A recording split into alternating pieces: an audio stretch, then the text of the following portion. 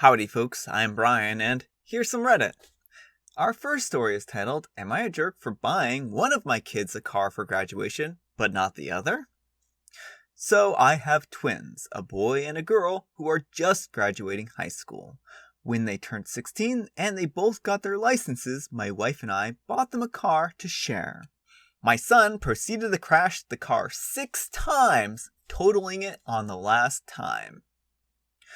We planned on buying them both new cars for graduation, but my wife and I decided getting him a car right now isn't a good time, and discussed buying him a new gaming PC. We decided to give them both some money, and told our daughter that we would take her car shopping.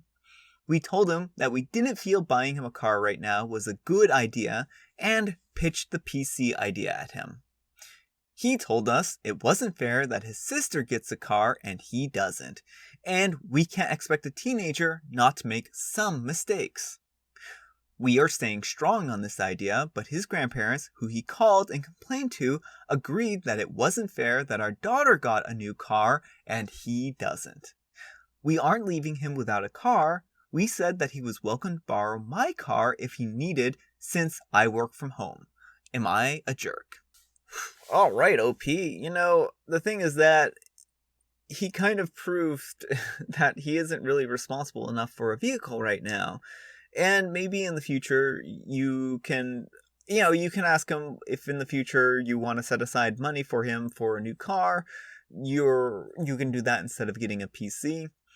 And that way he can continue to practice and get a little bit better at driving while also not wrecking his own vehicle. And alternatively, you could get him a car of his own, but say that, it's limited to having an adult drive with him for the time being. Because chances are, if you buy him this new vehicle, that he is going to probably wreck it like the last one. And hopefully not. Hopefully he's learned his lesson, but that isn't something that you really want to take a chance on, and it seems like he hasn't figured out that vehicles are dangerous. Now, he's young and he has made a mistake, and the thing is that it's going to take him probably many more years to become a better or even decent driver, and probably many more accidents, and hopefully you can help give him guidance on how to be a better driver. Maybe have him take another driving lessons class or something to that effect. But yeah, I think that these accidents are pretty indicative that he's probably going to have more accidents. Maybe he's learned a harsh lesson, but I don't know. It's difficult to say. Plus, the insurance rates, I'm sure, aren't looking pretty good right now for your record. So, yeah. Anyhow, take care and good luck. Not the jerk. 6 times? No, I would never buy this person a car. Give him the cash equivalent and he can do whatever stupid stuff he wants with it. Give him the cash equivalent of a car minus any expenses the parents have incurred as a result of him crashing his car 6 times. Honestly, OP might be a jerk for allowing his son to continue driving. If he crashed that many times, he's clearly a danger to himself and others. That's why I actually think in this particular case, they should be getting him additional driving lessons. He should have to go to another driving school and actually prove that he's a capable driver, because clearly the licensing system failed in this case if he's not able to drive and not crash over such a short period of time. My friend in high school had rich parents who would buy him a new car every time he crashed, and eventually he killed himself in a car crash. Do not buy your son a car, OP. Alright, our next letter is titled, Am I a jerk for barricading the kitchen against my girlfriend's dogs?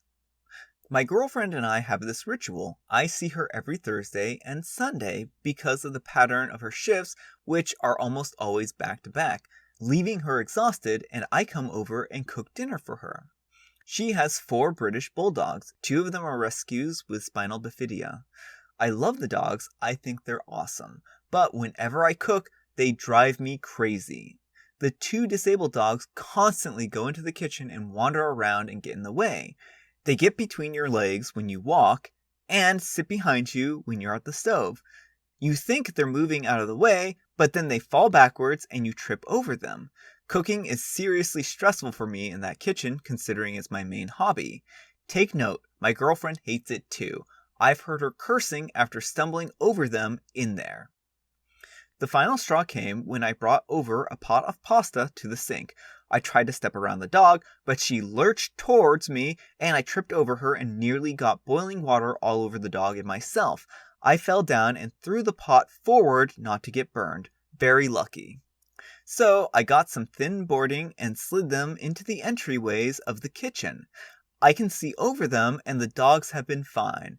And boys, oh boys, it's been bliss. Cooking isn't a horrific nightmare anymore, and I'm no longer tense after an hour of working in the kitchen. When I'm done, I slide the sheets behind the dresser in the hall. I've been doing this for 3 weeks. Yesterday, she was sick and skipped work, so I went over to make her dinner as normal. I brought out the sheets, she asked me what they were for, and I said it was to make cooking easier. She flipped out and accused me of hating her dogs. I don't. I give them pets and cuddles when I'm done. I just want to make some chicken without accidentally punting a dog across the floor. She thinks I'm being cruel. I don't think so. I said I won't cook again unless I can use the sheets, and now she's mad. Am I the jerk? Alright, OP. I don't think that you're the jerk in this situation. Cooking can be very dangerous, and you're lucky in that boiling water incident that you didn't actually hurt yourself or the dog. And I think that you have a good reason to blockade them from the kitchen. This isn't just you being a mean-spirited individual, and it's not like you're teasing them over the board, being like, oh yeah, here, come get the cooked chicken. Oh, you can't get it. No, I mean, I think if you were teasing the dogs and tormenting them, then it might be one thing.